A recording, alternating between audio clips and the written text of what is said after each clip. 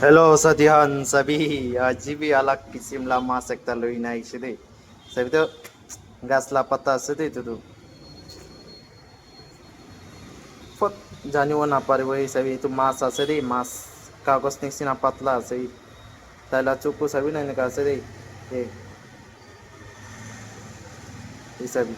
তেৰা আছে দেই মুখটো চকু বি উপর পালে গাছলা পাতা নিচিনা এই চাবি এই চাবি ಇದು বালু বালু আর মাটি কালার আছে দেই সম্বন্ধলা মাটি গেলে ছোট আর একটা আছে